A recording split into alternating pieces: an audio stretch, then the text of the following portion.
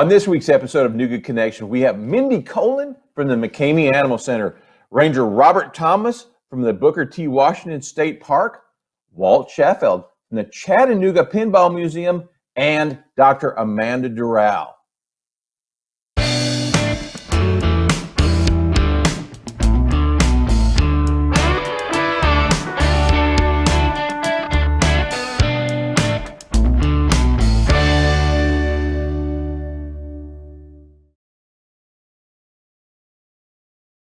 Welcome to this week's episode of Nooga Connection. I'm your host, Scott Davis. It's going to be a really interesting week. Look, like most of us, I'm a trial lawyer. I spend my time in my office or in the court or working, and you want to get out and have some fun. You want to take the family out. I've learned a great deal this week about what we have to offer that I didn't know about.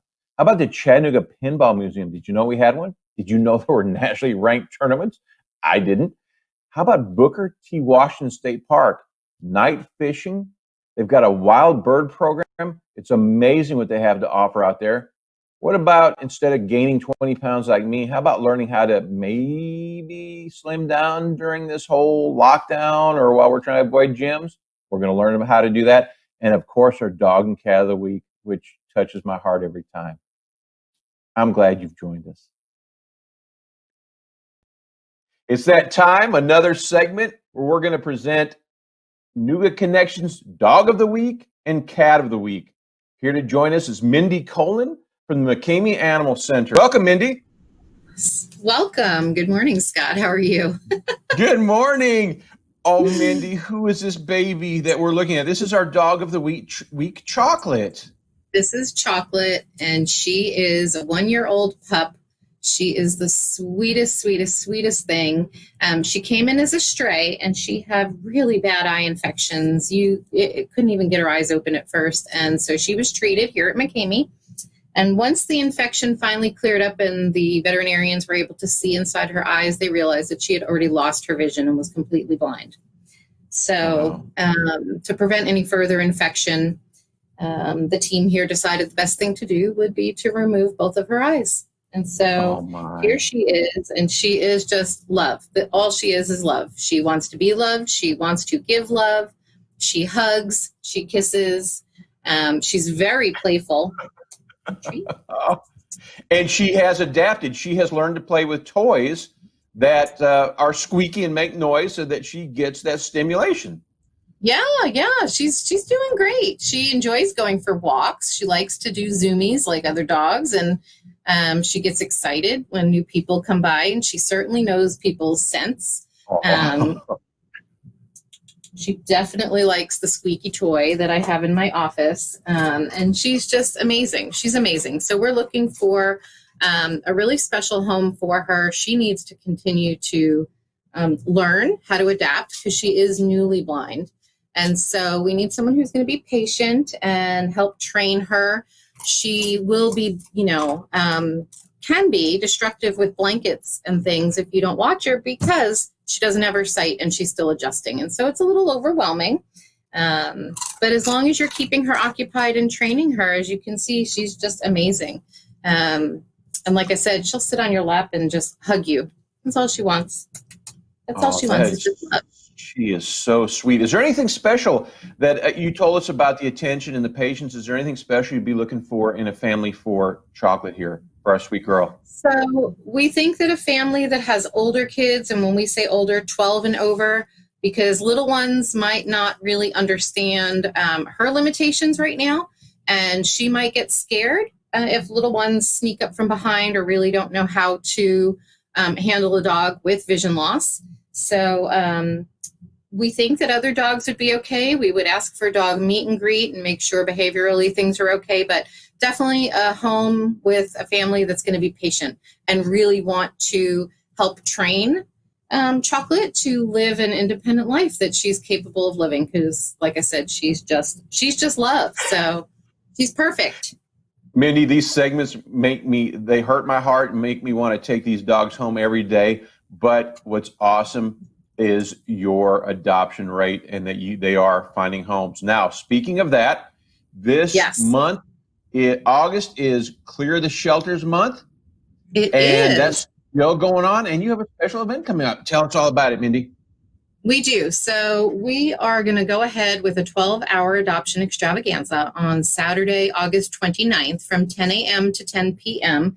It is by appointment only, but we really need to get adoptable animals out of here. We are full.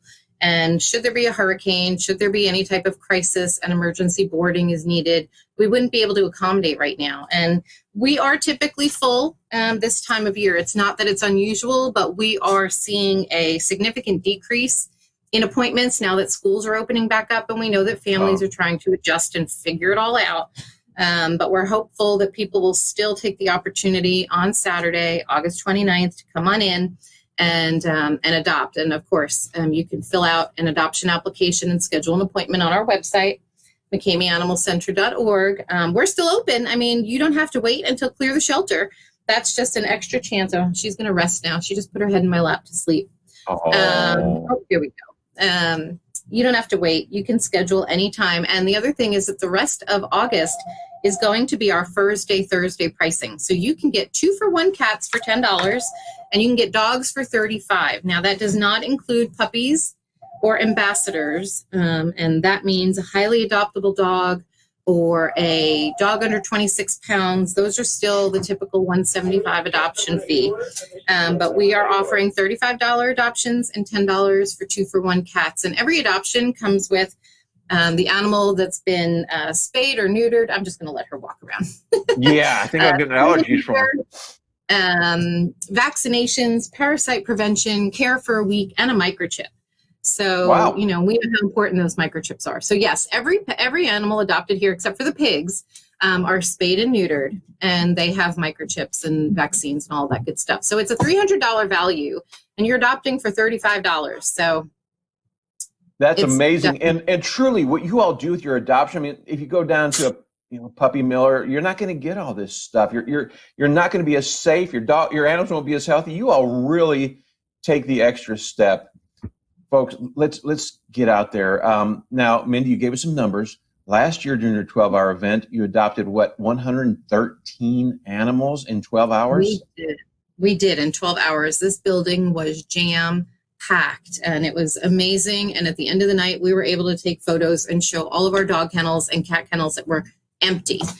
So we're hoping to be able to do the same thing, but again, appointments will be required.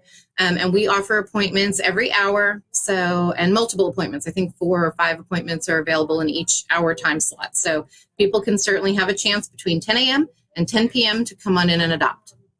Perfect. Now, we have some chocolate. Perfect. And I really love mint with my chocolate. And Mindy, I don't know if you're a fan of that. What can you do for us? Mint chocolate chip is my favorite, which is why I decided to bring mint on this morning. After I Mindy, you are just too cool. I want to tell you that. You're too cool. Mint and chocolate. I love what you did for us. So this is mint, and I'm going to, just because we've got the dog in here, I'm going to let her stay right there. She's kind of big. We'll see if she comes out. She's a senior. She's 10. Oh. And Mint was surrendered by her owner. Sadly, they had to move to a place that doesn't allow pets. And so she's been with us a few weeks now, and she's a senior cat looking for her forever home. Seniors, their adoption fee is only $30. And so is she as calm and mellow as she appears there? Yeah, when I went to get her this morning, I couldn't believe it. She just came right on out to me and she started purring. So she's just checking it all out, and she does not seem fazed by the dog at all. Oh, she's now, purring. So what kind of, with her being 10 years old and obviously having, I'm guessing, older owners that had to move out, what kind of family would you be looking for our sweet Mint there? I think that Mint would be fine with any family. Yeah. So I don't think Mint has any restrictions other than a loving family. Oh, do you smell her? I think chocolate smells mint. Oh, wow. Look at her. Oh, I'm just gonna chill out. What a mellow dog. Mindy, you have the best job in the world. And I'm sure it's, oh, look at those eyes. Wow. Hello. Oh, somebody go in and get those animals. They will give you so much love. If you want to feel your heart, go and get them. Mindy, Kolin, you are amazing. I thank you. I can't wait to learn about your next adventure and share it with our listeners on our next show, and as well as the dog and cat of the week. So, guys, let's try a different month. August 29th, let's head on out. Let's make some adoptions. And before that, kids are back in school. You're going to be able to go into the center and maybe have a little more space. Go check these animals out. You will fall in love. Yes. Thanks, Mindy. You're awesome. Thank you. We appreciate it. Thanks so much, Scott. Congratulations to Wayne Wilcox of Chattanooga, winner of last week's dash cam giveaway. Compliments of the Davis firm. Listen, I'm also going to include the memory card. Sign up for this week's chance to win another dash cam. I'm a big believer in how that improves and increases safety. Go to NoogaConnection.tv to sign up. Again, compliments of the Davis firm. Kids are back to school. It's getting a little bit cooler. We're looking for things to do. Have you checked out Booker T. Washington State Park? You're going to be amazed at everything they have to offer. Now, listen, I'm on here with Ranger Robert Thomas. Ranger Thomas, how are you today, sir? Good morning, Scott. I'm doing just fine. Hey, I appreciate you having us on this morning. Well, thanks for coming. I know that you're on the fiber optic network in the middle of the state park. We'll see how this works, but let's just have some fun. So let's talk a little bit about the state park's history. Tell me about Booker T. Washington State Park. You've got how many acres and how did it come about? Okay, Booker T. Washington, we are sitting on about 353 acres of land proper. There's a little more here and there, and we are trying to acquire some more. But Booker T was established back in 1938, 39-ish, where TVA leased the land to Booker T. Washington State Park for $1 for the outdoor recreation of African Americans. Wow. And that was you, and there you are. I mean, you're very camera friendly. I got to tell you that. But let's talk. What in the world? Okay, I want to go out to a state park. What you all have some crazy things. Talk a little. I got to start with this. Zumba in the park, and I'll bet you lead the class. But tell us about the Zumba in the park, sir. Oh no, I do not lead that class. That is going to be that'll be our season. Kayla, she is a great addition to our park. She's come up with great ideas, and Zumba in the park was just one of her things that she wanted to come up with, and she's doing a great job with it. Now, you guys are right on the river, or I guess on Chickamauga Lake. Is that right, sir? We're on Chickamauga Reservoir, yes. All on right. the upside of Chickamauga Dam. So if I want to fish or I want to camp, can I do that at the park? You can fish. Overnight camping we don't do, but we have two overnight facilities. One to sleep 100 people, the other one to sleep about 50 people. So we usually work with a lot of groups, churches, summer youth camps, and things of that nature. Oh, that's very cool. Now you've got something going on called night fishing. Tell me a little bit about the night. I mean, I got to be honest. I love fishing. I have one kid that will do that with me. Tell us about your night fishing, sir. Okay. Well, what we do, because we're a day use park, we close at sunset. And a lot of my fishermen that we go around talking to, they was like, man, by the time it gets dark, that's when I'm catching the fish and y'all closing up. And that's when I came up with, hey, I'll tell you what, we'll do a night fishing deal where you come out and support the park. And it's a fundraiser for building things down on the pier area. And they come in from 8 o'clock at night and they'll stay till 1 o'clock in the morning doing some fishing. Wow. So you get funds obviously from the state, but you also do special fundraisers so that you can expand the facilities. What kinds of things are you all looking at building in there? Well, right now we are just pedaling along with what we have, a lot of times we're always interested in building more things for the public to come and visit us with. Um, some of the things that are on our minds are we're looking for a group lodge where groups can come in for the day and use it for day use. Other than that, and it's they would call that the rec centers, things like that. So we have Okay. trails, we have hiking and bike trails out there, which will equal up to about 7.3 miles, and we work on fixing those up as well.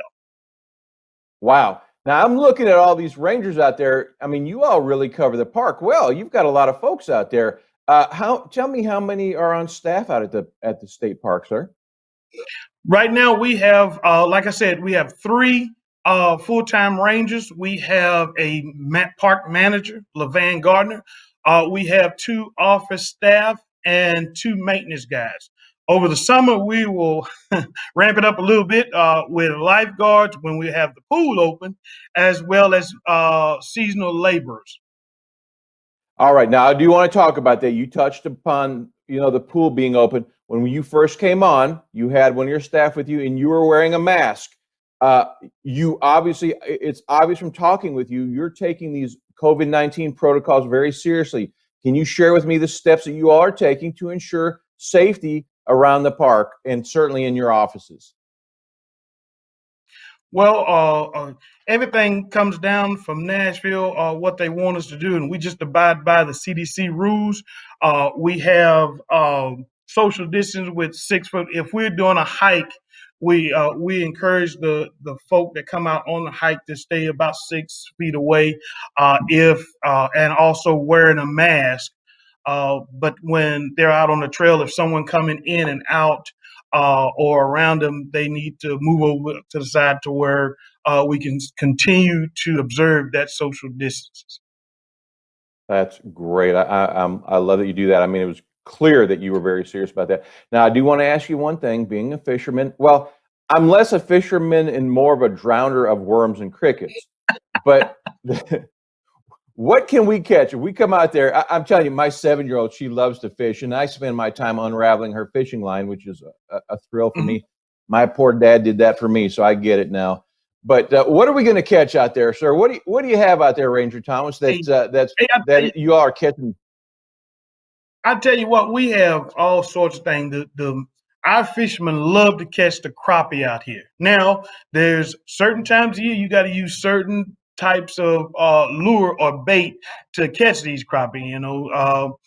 They tell me that in the winter months you can use minnows are always going to be a good thing, but you got crickets, you got night crawlers, you have jigs.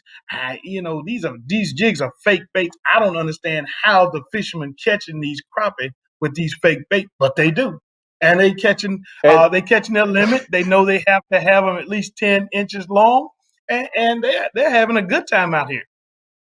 so it's really cool. I mean, you are a large man with a cool hat. I mean, I told you I was in the military. I wanted to stand up and salute when I first saw you.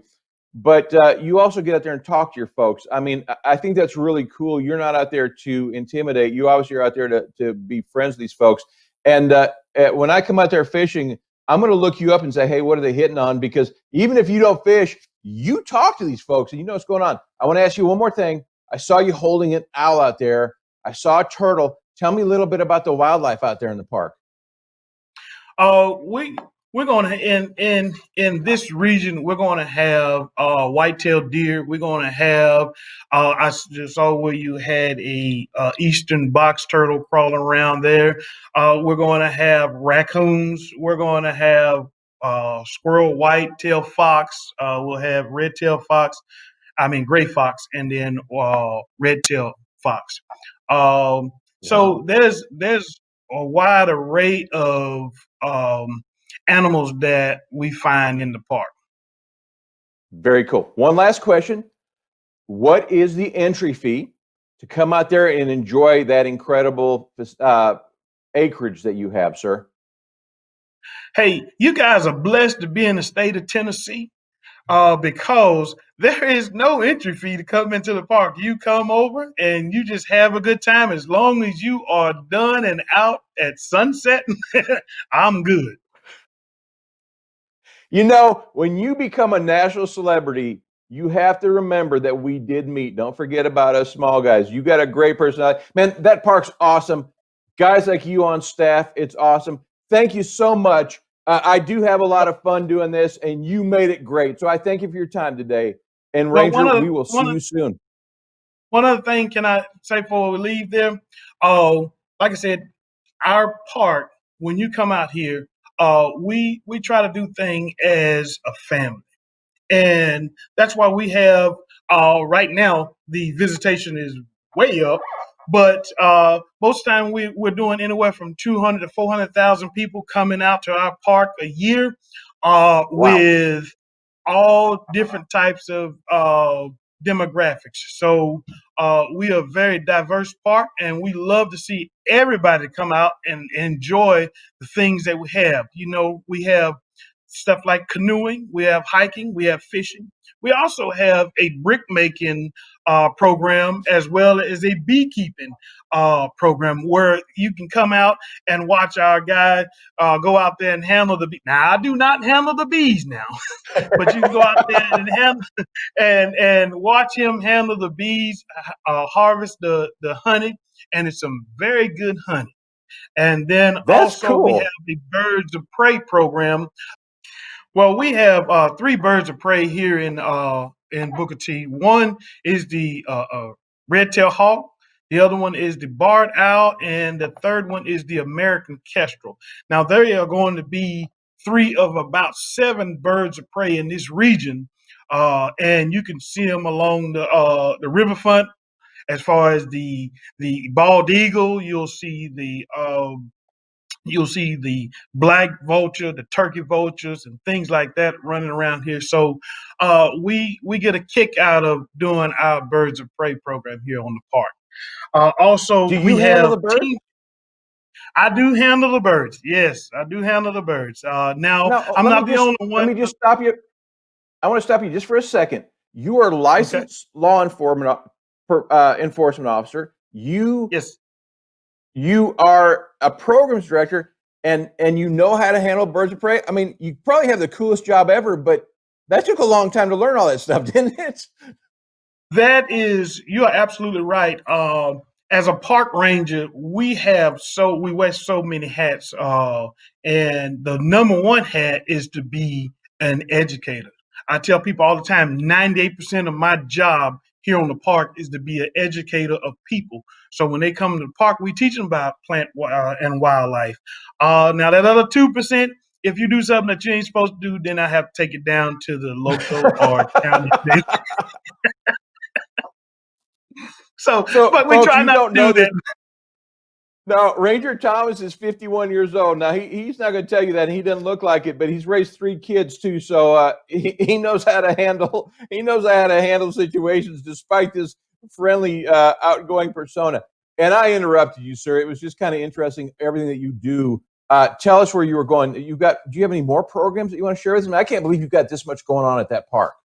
Oh man, I tell you, we do have access to volunteer activities out here at the park as well. So we encourage folk to come out and just visit the park. And if you have anything that you'd like to do that's centered around park related things, as far as we have trail maintenance days, we have daily.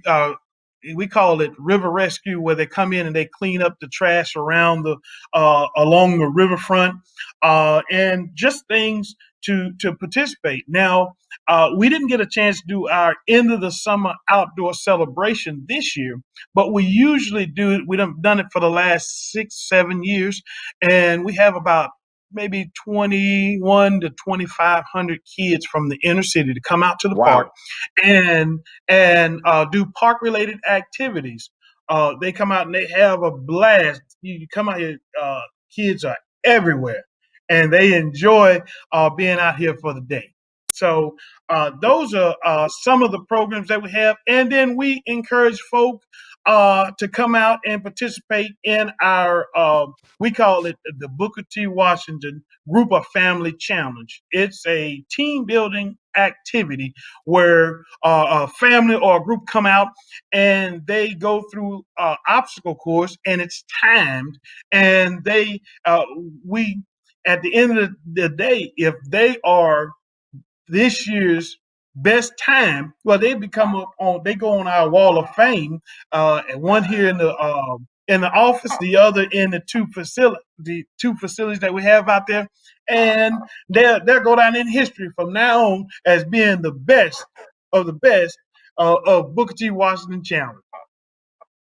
That is truly, I did not know there were that many programs available. That is very cool. Now, listen, I want you to think about this before we go. Maybe a little bit of Zumba over by the bees.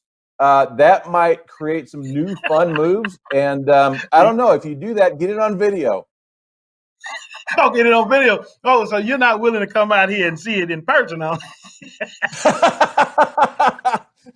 Ranger Robert Thomas, thank you for your information. What a great place. What a great resource here in the Chattanooga area. And, sir, I thank you for your service to our community. Scott, we appreciate you having us on this morning. Hopefully you'll come back and we can do some more fun things. Maybe you can get out to the park when this thing breaks and we can walk around and I can show you everything that we have to offer. That'd be a great time. Thank you very much. You're welcome. Have a great day. Please like and share this video, like our page, and subscribe to our channel. Remember, we're also available on your favorite podcast. If you want to run, if you want to work out, if you want to have a romantic evening and having something awesome going on in the background, listen to us. Also, check us out at Twitter at Nooga Connection. Heckle me. I enjoy that. I'm getting a lot of that. And I appreciate you following us and supporting us. Pinball, again? It's back. And in Chattanooga? You bet it is. We're going to be joined by Walt Schaffeld. He's a general manager of the Chattanooga Pinball Museum. Welcome, Walt. Hello, thanks for having me. Well, Walt, it's good to have you on here. So, Walt, I'm a boomer. You are not. And when I was a kid, pinball was a big deal. But there appears to be a resurgence. Pinball Museum in Chattanooga. Tell us, first of all, what in the world? What's going on with the Pinball Museum? So I like to call this place, like, at its core, it's an arcade, but it's much more than that. It's more like an art museum with a pulse. And all of our operating games have, they're not only are they on free play, so you could play them as much as you want without worrying about putting quarters in, but they also have history facts on them about where they came from, maybe who made it or a cool fact about it. So we're really trying not just to play the games, but really explore the rich history there is behind it. Because like it is an arcade, we want you to learn something by the time you left. Oh, no, some of our don't want games to learn are pretty anything. Unique. Trust me, it's a lot of fun. Some of these facts, whether it's the biggest pinball machine ever made or a rare Mario pinball machine from Japan, like these are cool games that you'll want to learn about, not only play. How many do you have out there, Walt? So we've got around 40, and I say around because we're always adding one or fixing one up. And then we also have about 10 arcade games as well. We do focus on the pinball, but pinball and arcades go hand in hand. So we couldn't have one without the other.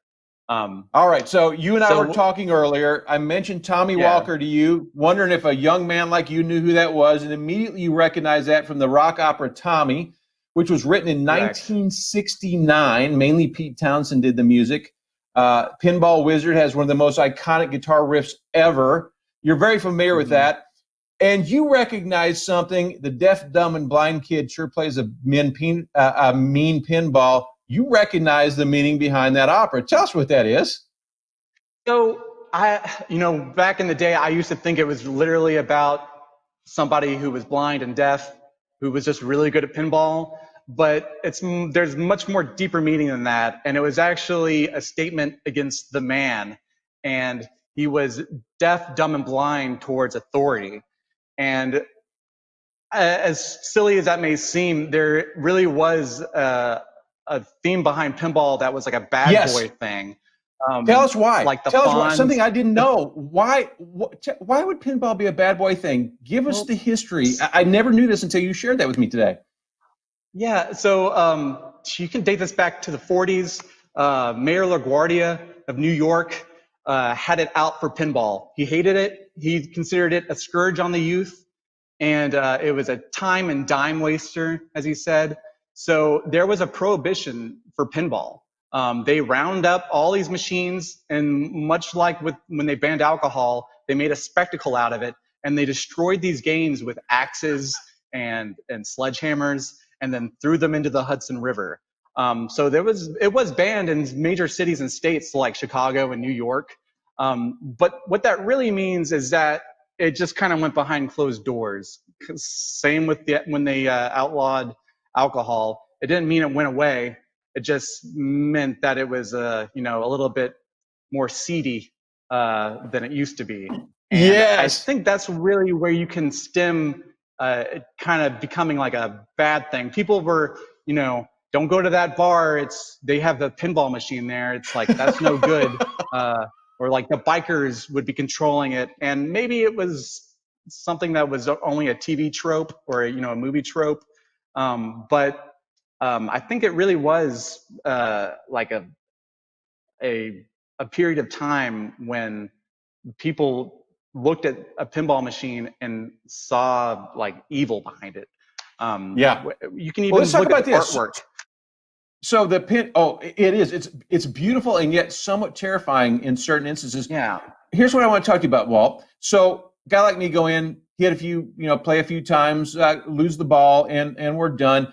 But you've got some diehard, hardcore players. Tell us about this pinball tournament, these international pinball rankings. What? Explain that to us, please. Right.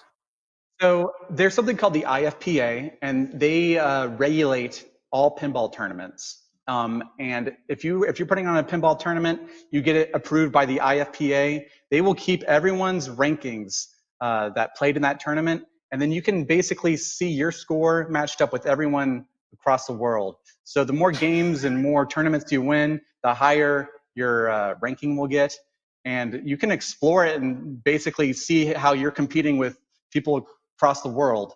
And we've put on a few tournaments here in the past. We've had a few state champions, like the Georgia state champion came in here. Shout out to Dalton. That's his name. He's a super cool guy. And then the junior state champion from Alabama came through. We accept all ages, all skill levels.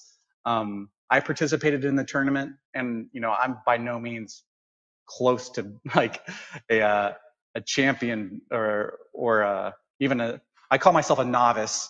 But we had like a 6-year-old and his mom played in the tournament. So we're trying to get everybody involved, and it's all for fun. You know what I mean? Even though it's IFPA regulated, it's all for fun. So. And it looks like fun. I mean, it's just the colors, the sounds, the bright. It's beautiful. I mean, truly it is. And it seems, I hate to say this, but it initially seemed to me to be a masculine draw, but I love that a mother came in. So, Walt, I want to bring my family and hang out. Pinball, do you get that? You get just, on a Friday night or Saturday afternoon where a family will come in and just explore and enjoy your machines? Yeah, well, we'll have, what we do is we just charge admission, and then we'll give you a wristband. So if you want, you can leave and come back. And in theory, if you get here right when we opened, you could spend all day here if you wanted to and take breaks, explore Chattanooga, get some candy right next door and come back. And sometimes, maybe like everybody wants to play, but then like the grandma or the grandpa would just rather watch. We totally allow them just to come in and just kind of root them on and be the cheerleader if they just want to watch. This is so nostalgic. No one feels left out. But you also told me that you have some crazier things go on. You've had a bachelor party that I think you described as fairly mellow, and you had a bachelorette if I can get the word out, bachelorette party. And you were Yeah, telling me about the dollar bills that you thought you'd get, and that didn't happen. And I'm sorry. Maybe you got to work on your dancing skills. But yeah. so, I mean, you guys use that venue. That could be a venue for a lot of wonderful and fun things, and so unique. I mean, one of our producers said, "What if somebody had a destination or a theme wedding at the Chattanooga Pinball Museum? How crazy cool would that be?" It would be awesome. We've had birthdays. Some parents brought in like a custom made pinball cake, so I could definitely see a custom made wedding cake as well. And I'm trying to think of other. We've had corporate events, team building stuff. People have come through just with their company just to relax, and instead of doing your typical outing where you kind of go to a restaurant, you can come here. And this way, everybody kind of gets involved, and you can just sort of relax and try and beat each other's high scores, but still kind of have fun at the same time. A good competitive outing. That sounds fun. Now, Walt, you did tell me you've got some really hardcore players that are into these tournaments and everything, and you also offer then annual memberships to be able to do that as well. Yeah, that's correct. So we've got several members here. We offer a monthly membership, which is around $30 just for a month of unlimited free play. We also have an annual membership starting at $275. But if you have a friend or your wife or your boyfriend, you want to bring them along with you, we also have a membership plus guest, which is $350. But again, for a whole year of unlimited free play. Wow. It's awesome having the members we have. I like to call them my friends. I hope I can call them my friends because I see them so often. It's always like just seeing them come in will brighten my day because I see how excited they are to come in and just kind of relax for just a half hour or so before they get back to their busy day. Well, that is very cool. It sounds like just a really fun idea, and I love what's going on there. Now, I also know that I hate to touch on COVID. It seems like I touch on that every week, but it's a reality for today. You all really have made some serious. You've taken it seriously. I looked at your website, and I want to talk a little bit about the steps that you all have taken to make sure that people feel comfortable and safe in that environment. Sure. So we offer tons of free hand sanitizer at the front when people come in and when they leave. We also offer masks for folks who may not have one. We are requiring masks for now, but it's really, we've got a giant garage door we keep open, and I've got air circulating in here in every corner. So it's surprisingly well ventilated. And we also offer sanitizing wipes for anybody who may want some. But on top of that, every 2 hours, we go through and we clean every machine, whether it's the buttons on or the plungers. Some of these machines I feel like have probably been the cleanest they've ever been since like 1972, just from the amount of hand sanitizing that goes on there. So I'm proud to say that these machines are clean, and that's something we're probably not going to change. After everything kind of loosens up, I probably will continue to clean the machines as much as I do now, just because I like taking pride in how clean and well maintained our machines are. And it's beautiful. And Walt, that is awesome. So much fun. And I look forward to coming out there and being one of those guys that you see and say, hey, Scott, hey, family. Right? So, Walt, thank you for your time today. I wish you guys the best of luck. What fun you brought to Chattanooga. And we look forward to coming out and checking you out. Sounds good, man. Have a good rest of your day. Thank you. What happens when you buy a warranty for your vehicle and it's not honored? Listen, Nooga Connection is sponsored by my law firm, the Davis Firm. I spent 15 of my 26 years working on the dark side, working for insurance companies.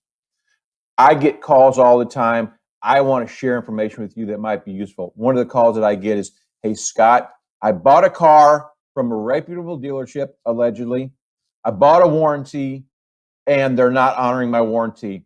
The dealership's blaming the warranty company. The warranty company won't talk to me. What do I do? You have two options. You can hire me if you want, but actually you can't. I won't take your money. I'm not going to charge you my hourly rate, so you end up upside down, okay? no reputable lawyer wants to take your money and put you in the hole. What can you do? Better Business Bureau, underutilized resource, incredible resource. If that is in fact a reputable dealership, you call the Better Business Bureau, you tell them what your problem is. In some areas, they've got arbitration programs. They may very well help you resolve your case without any further action needed. What else can you do? People's Court, right? General Sessions Court here in Tennessee, Magistrates Court in Georgia. You can file your own lawsuit. The dealership has to hire a lawyer, okay? It's going to cost them money. They're going to look at you twice and say, maybe we need to go ahead and help these folks. See if that works out, okay? I hope it does. I hate that this is going on. I wish I knew the big picture answer. I don't. But the more you hit them, the more they get complaints from the Better Business Bureau. I think they'll tighten up. Listen, we are going to give away a dash cam this week. I'm a firm believer that that will help protect you, help protect your young drivers, and give you, in the event something happens, which we hope it never does, you'll have the evidence you need. So go to NoogaConnection.tv to sign up for our program. Also, please like and share this video, like our page, and subscribe to our channel. Protect yourself, protect your family. All right, folks, listen, during COVID, during the shutdown, and even after, I've used that as an excuse to gain 20 pounds and basically do nothing. I want to introduce you to somebody who has actually done something. This is going to be a great segment. Please welcome Dr. Amanda Durall. Hello, Dr. Durall. How are you? I'm great, Scott. Thanks for having me. Well, so Amanda, I've known you for a decade now. I knew you when you were just a kid, and now you're a mama. I want to talk about this.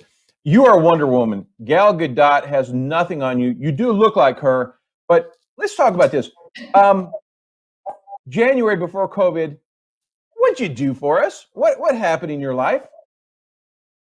So it was a little crazy. I was coming into the final trimester of my pregnancy with twins, and I was hospitalized for a little bit. Before they actually delivered the girls, they were monitoring some stuff pretty closely. I was also trying to finish up my dissertation. And so I was in the hospital working on my dissertation, waiting for my girls to arrive. And shortly thereafter, they came. They were in the NICU for a while, about a month and a half or so. And it was all history from there, I guess. So they were in the neonatal intensive care unit. You and your husband were going back and forth visiting these kids. You were working on your doctorate. COVID hit. Did you decide to go ahead and stop and do nothing and hibernate? No. You went on to get your PhD, I'm sorry, your doctorate, your EDD with these two babies. Amanda, the cool part of this, where did you defend your dissertation? So I had to defend via WebEx because we didn't have the opportunity to go and do in-person defenses. And I have had the girls at home. Both girls were at home. I have 3 dogs. And so the only quiet place that I had in my house was in the back seat of my minivan. And so my defense occurred in the back seat of my car, which sounds really crazy, but it was successful, and I finished, and I got done with school as planned on the timeline that I wanted, and it felt great not to just finish the degree, but to be done with school finally, forever.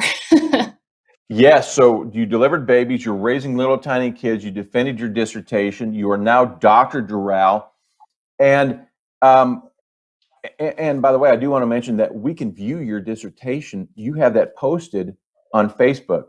So it'd be cool to go. I watched it. It was amazing. Well, let's talk about this. What is your area of expertise? You are an expert in kinesiology. Am I saying that anywhere near correctly, Amanda? Close, yeah. So my undergrad and my doctorate are both in the field of kinesiology, which is essentially just another term for exercise science. My master's degree is in public health, and my concentration in that was with epidemiology, which is kind of crazy given the pandemic and everything now. It's reinforcing all of that stuff that I learned in my master's. But Yeah, so I kind of have this marriage between exercise science and public health, and using physical activity for the greater good to improve the health of the population, the health of the community, and even the health of the individual, which is a challenging thing to do during COVID. But yeah. Yeah, and so you teach at UTC, and you've taught there for a while, and I remember you training me back at the YMCA. Let's talk a little bit. Amanda, I mean, some of the moms are going to be unhappy that I say this, and they're going to hate me, and they'll hate you too, okay? But you got back to your fighting weight quickly after delivering 2 babies. Share with us, please. I'm afraid to go to the gym. My wife is I can't bring anything home to her, and so what can we do at home, Amanda? What have you been doing? What can you share with us that the average Joe can do to try to stay in shape during this difficult time? So I think there's some mainstays, some philosophies, if you will, that I always tend to go by when I'm encouraging people to become physically active, whether you've been doing it for a really long time or you're just embarking on a physical activity journey. And there's a few things to consider. Number one is that every single minute counts. So this idea of I only have 10 minutes, it's not enough time to get in a workout, I'm just not going to do anything, is really a fallacy. I mean, if you have 10 minutes, you have 10 minutes to crank out some push-ups or do some burpees or do some squats. And on the flip side of that, if you're just starting out and you're frustrated because you can only work out for 5 or 6 minutes at a time, that's still important too. And that still counts. And so I think there's this idea of this goal has to be pain and suffering, and it's no pain, no gain. And if you're not pouring sweat and crawling out of a gym, it's not meaningful. And that's absolutely not true. I mean, there is a threshold for exercise to be therapeutic, for it to make a difference internally in your body, but everything you do counts. And so I would tell people at home not to discount the opportunity, even if you're just doing body weight exercises or you're following a YouTube video or you're just making up something, you're dancing with your kids in the living room. That's physical activity, and that still counts. And so the paramount feature to all of this is that you have to have fun. And if you don't like it, you're not going to stick with it. And so if it's not enjoyable and it's not fun, you don't need to do it. Now, not all exercise is fun. There's times where we don't want to do it and there's times where we hate it, but find the things that you enjoy and make those things active. And that's going to help people be active at home. Oh, that's really cool. So Amanda, I hate running. I despise it. And yet, when I walk with my 14-year-old, we go walking with our dog. I only walk for about 30 minutes. And we chat because I get to learn about her life. Is that really doing me any good?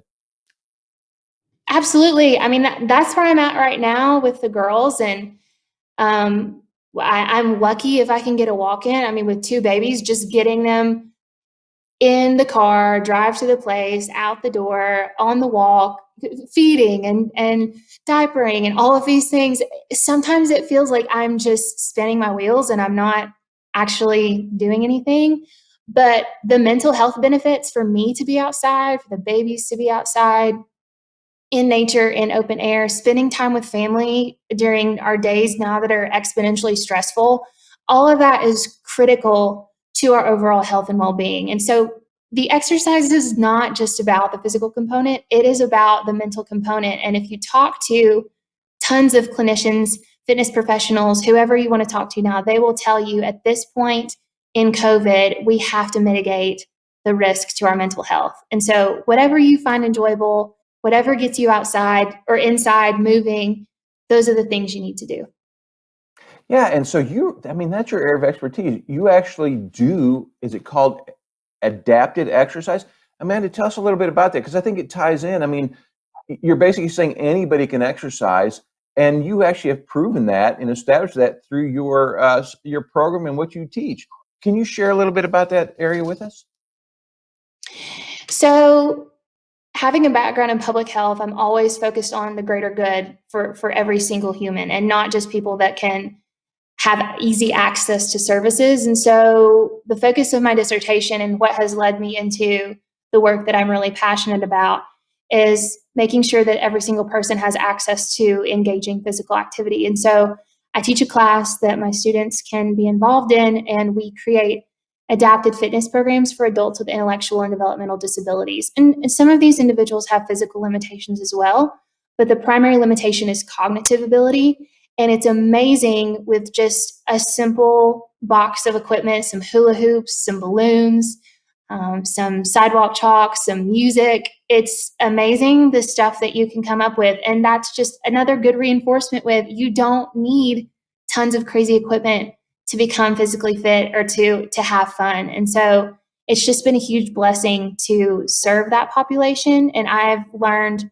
leaps and bounds by working with these folks. I mean, they teach me so much and inspire me more than I've ever been inspired before. Well, this segment has inspired me. I mean, not only are you amazing and you've got a drive like I've never seen, but the fact that just a little bit helps. I've thought about that myself. I've only got a few minutes. It's not going to, I'm not going to be hurting. I'm not going to do anything. And it's an excuse. And I hear you, and I'm not going to use that anymore. And maybe next time we'll talk, I can tell you that I've had some advancement. But Dr. Amanda Durall, I want to thank you very much for your time today. Great information. And you love and enjoy those babies because I know you do. And you're a great mama and you're a great person. Oh, well, thanks. I appreciate it, Scott. Thanks for having me. All right. Thank you. Hey, thanks for joining us for this week's incredible episode of Nooga Connection. I'm Scott Davis, your host, and I want to give a huge thank you to our incredible guest, Mindy Kolin from the McKamey Animal Center, Ranger Robert Thomas from the Booker T. Washington State, Walt Schaffeld from the Chattanooga Pinball Museum, and Dr. Amanda Durall. Listen, let us know if there's unsung heroes, people that are flying under the radar, that are doing amazing things that we can share with this community. Dr. Durall, amazing information. Ranger Robert, what a man. We want more episodes like this, so let us know. Thank you for joining us, and we look forward to seeing you next week on Nooga Connection.